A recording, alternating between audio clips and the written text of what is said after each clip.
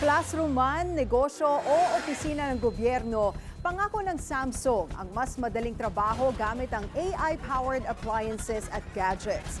Tampok yan sa bagong bukas na Business Experience Studio at SmartThings Home Showroom sa Taguig. Ang detalye sa Agenda Weekend Report ni Paulo Barcelon.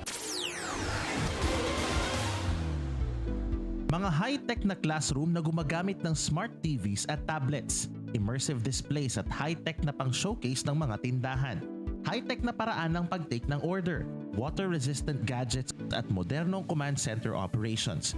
Ilan lamang yan sa mga makikita sa bagong B2B showroom ng One Samsung sa Pilipinas. Ayon kay One Samsung PH Lead Anton Atacador, paraan daw ito para mailapit ang mga teknolohiya sa mga negosyong Pinoy at government agencies. So here we highlight how we can efficiently convert their operations into digitals. And we also highlight how the business owners can benefit from this one. Not only increase customer experience, but increase efficiency in terms of operations.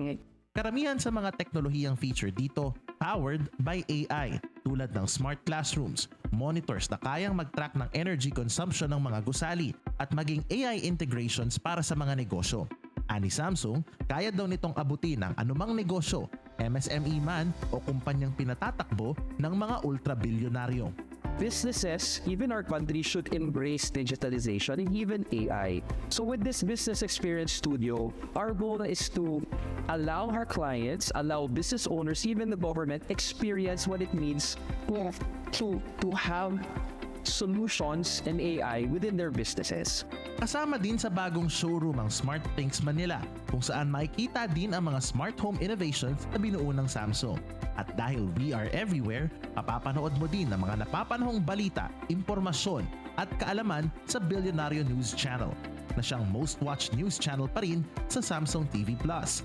Dagdag pa ng Samsung, asahan raw ang mas maraming tech innovations para sa mga consumer at mga negosyante sa 2026. Para sa Agenda Weekend, Paulo Barcelon, Billionario News Channel.